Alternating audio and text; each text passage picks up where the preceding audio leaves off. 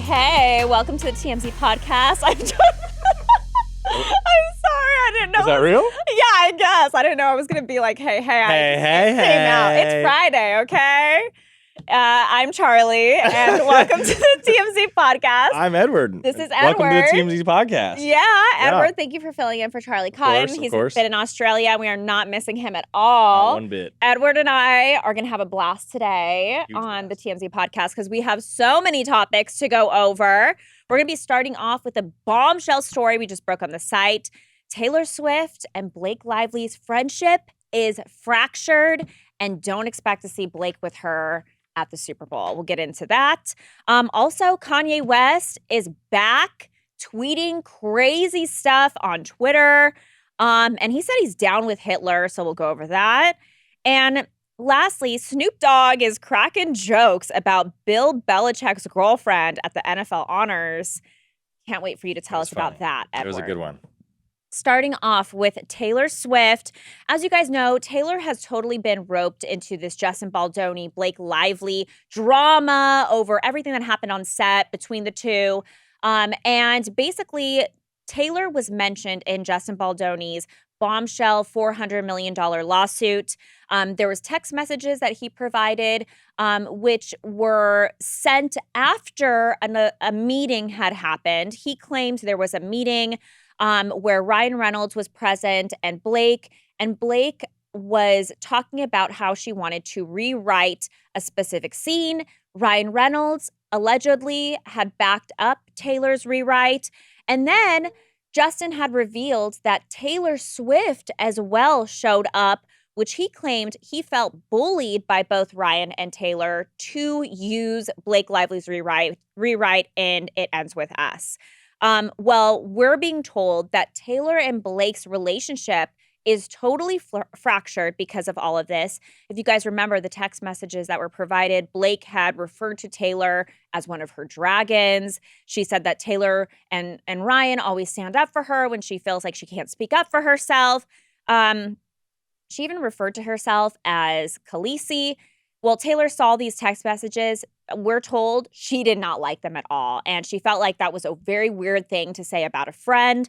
She it is not going to be hanging out with Blake Lively at the Super Bowl. Remember, we saw them together last year, chumming it up in one of like the suites. Won't be happening this year. They haven't seen each other recently. But Taylor was in New York maybe like a couple weeks ago. Yeah. Blake, obviously, she lives in New York. People close to Blake say that, you know, there was an issue, but that they hugged it out, cried it out, and that they kind of moved on from that. But people around Taylor's side say that, oh no, Taylor is not happy about this. Two things. One, this is so petty, in my opinion, on Taylor's end. Hi. This is what you end a friendship over? Because my friend, Blake, told a person that was kind of like dogging her in her eyes that you better watch out. Like, I got friends in high places. Taylor's always got my back. That's what you're going to end a friendship over? Well, but she was being used. She felt used. She wasn't even, apparently, Taylor's side is saying that Taylor felt like this rewrite meeting that Blake had, she was trying to like delay it because she knew Taylor was coming over later. Right. And so when Taylor came in, she didn't even realize that Justin was going to be there. And she's like, oh, hi, right. Like, can't wait to see the movie, right. You know, and that was basically it. To find out later that Blake was trying to manipulate the situation to, Justin says, bully him into using the rewrites that she had created. And then Taylor's finding out things like, you know, the young cast member Isabella, who played Blake's younger version in the movie. There's like a famous red carpet interview where somebody asked Isabella on the red carpet, they're like, oh, I heard Taylor Swift helped cast you for the role. And she's like, yeah, it's so amazing, you know, whatever. Turns out Taylor Swift found out that Blake was the one that was telling this young actress, oh, Taylor had a hand in picking you for this part. Taylor's like, what the hell? No, I did not. That might be a little more fair, but if I cannot use my friend to bully my coworker who is bullying without me, their knowledge, who is allegedly without their knowledge, without their knowledge, and you're gonna lose my friendship over that? Are we really even friends? And, Okay, and I mean first of that, all, like, guys have different rules of friendship than girls do. clearly. Yes, you guys are very relaxed. I heard that when guys go out to eat, they don't even say like, "Hey, what's going on? What's the tea? What happened with this?" There's like none of that. It's like all those TikToks are absolutely true. I have no idea. I know my best friend since elementary school. I have no idea what he does for work, and I truly mean that. we are invested in your But at the soul. same time, like I get that she probably should have given a heads up. Hey, Justin's kind of dogging me a little bit here. I need you, kind of deal. But at the end of the day, man, you're my best friend. You're my godmother. You're the godmother to my kids. Yeah, but correct? Taylor Like, was also the that should give godparents me to carte Jamie King's blanche, kids. Carte blanche to do whatever I want with your name, as long as it's within reason. No, you know what I mean? I don't get to no. kiss Travis Kelce now, and I don't get to like bring you into like talk show hosts and make fun of you or whatever. But if somebody's like beating me up at work, or at least I believe they're beating me up at work, I should be able to say, hey, look, Charlie Neff, that's my homie. If she comes in, she sees you, you better stop. You know what I mean? I feel like this is outrageous. Number two, second point I had. Mm-hmm. How much does Blake Lively regret this lawsuit? Oh, she has In made every regrets, I'm sure. single way, this lawsuit has been a complete and utter nightmare for her. But at the same time, if she does feel like she was sexually harassed, which has been her whole thing, maybe she does feel like, look, this is a bigger purpose. This is bigger than me. But at the same time, like, look, she's losing friends. But there was also a way to go about that did not involve a civil lawsuit of hundreds of $1 million. Wild and I, our producer, spoke with this the other day. You could have gone on Oprah and just made the allegations. You know what I mean? You could have written some sort of like Didn't she do this with the LA Times, and that's why Justin Baldoni is suing the New York Times? Yeah, but she also filed the lawsuit before the New York Times, correct? Or around the same time, right? Yes, I think so. Either way, there was a way to do this without dragging all this legal stuff into it, and if that was the route she wanted to take. But at the end of the day, like I said, I don't think she's getting anything from this, at least monetarily. I mean, Justin's got just as much of a claim to his case as she does in hers, in my opinion, with the defamation and all that stuff. Mm-hmm. So the attorney's fees are got to be in the millions of dollars, so they're losing money. And now the court of public opinion on Blake, before this, I had heard nothing but good stuff about Blake. You know what I mean? But remember, like, you're just thinking of, like, you heard nothing, and then you just remember, like, her lawsuit. In between then, she was getting torched in the media. Everyone hated her. I remember all those old interviews surfaced, which were cringy. But that was only because of the Justin Baldoni, like, all this drama, but it was right? well before she filed anything. But I understand. But just this whole movie in general and this whole beef with Justin, I'm more talking. It's all been a mistake. More. And now you lost your friendship with the world's greatest pop star. This thing is a mess. I think, if anything, maybe they both regret doing the movie. Obviously. I feel like, I think definitely. I feel like that was which sucks because, like, we're not going to get a sequel. No, this is based off of books. Didn't even see the first. Didn't need to. Such a But bummer. I will say that it's super petty to end the friendship and not, you can't come to the game with me now. Chill. Or it's just like, hey, we need to take like a break from each other. Like, that happens too. No. Like, I have like a best friend. We've had like breaks from each other. Of course. Years long. Of course. But because she used you to bully your coworker? No, none of that. No. Moving on to Kanye West. So he's once again saying a bunch of anti-Semitic hate speech on Twitter. I mean, I hate to say it, but he like does this so often that it's become so like white noise and not as shocking. But I mean, like, look, if you take it for face value, it's pretty disgusting. Some of the things he said Hitler was so fresh, normalized talking about Hitler.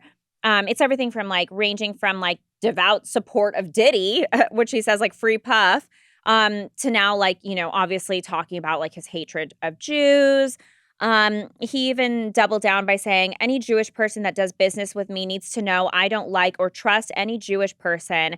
This completely sober with no like Hennessy is what he's suggesting. Yep. Look, is he on his medication? I don't know. He's famously come in here, and like spouted off a bunch of stuff. And he had told us like on TMZ Live that he doesn't like taking his medication because he feels like it clouds like his creativity. Sure.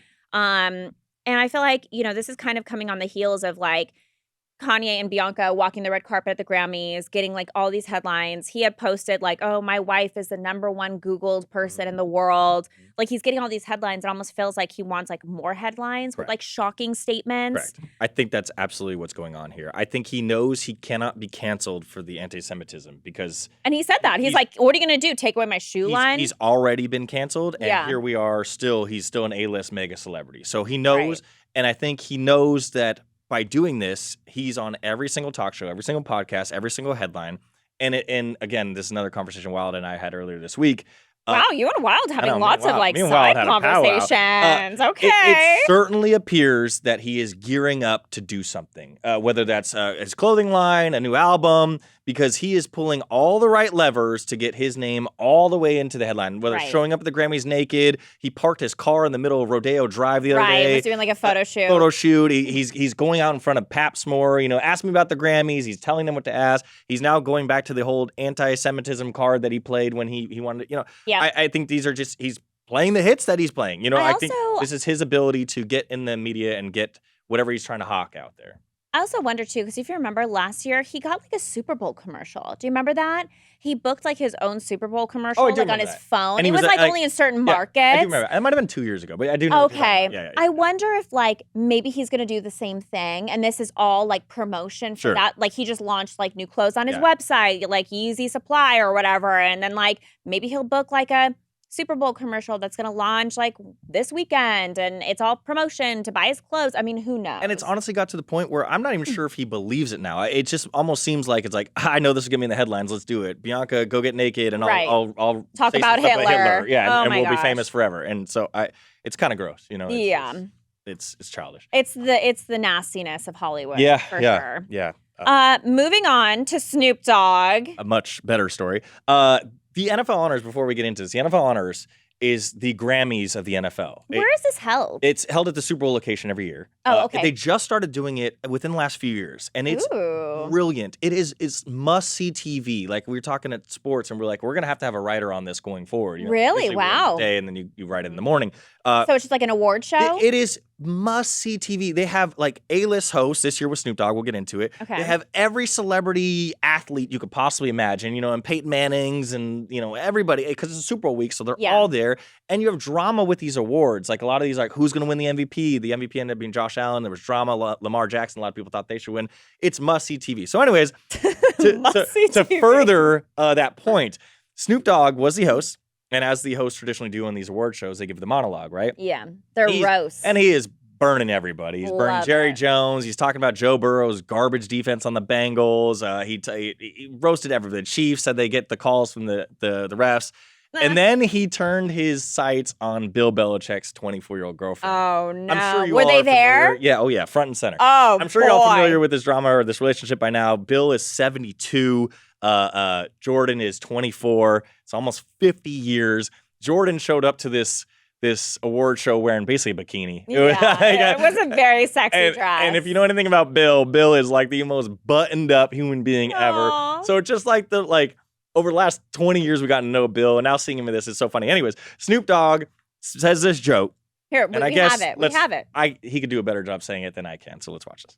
It is an honor to be hosting this, because I've been a football fan for a long, long time. I mean, I remember back when the Cowboys was good. I remember back when the Chiefs was bad. And I remember, what was it? Bill Belichick's girlfriend wasn't even born yet.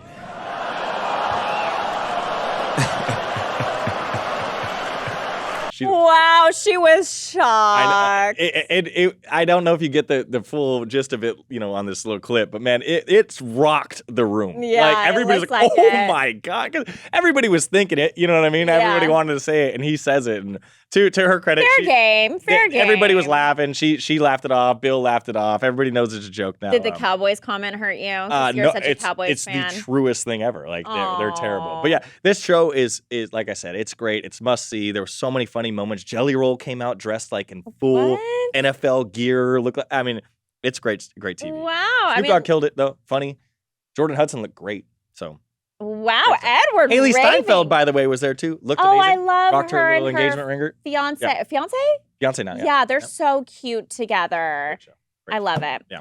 All right, guys. Well, thank you so much for joining us today. Edward, thank you for joining me. Thank you for having me. Are you in the Super Bowl squares I am. that we have at work? Didn't love my numbers. Oh, no. Wish I was like a 7 and a 7, but I'm a 7 and a 4. I won one year. For one. Oh, you did? $1,000. Oh my goodness. Wait, you split it with Well, people. yeah, it was my box, but I Uh-huh. was Well, you should have generous. split with people. I was philanthropic with it. Yeah. Okay. All right, guys. Have a great weekend. Enjoy Super Bowl Sunday. We'll catch you Monday.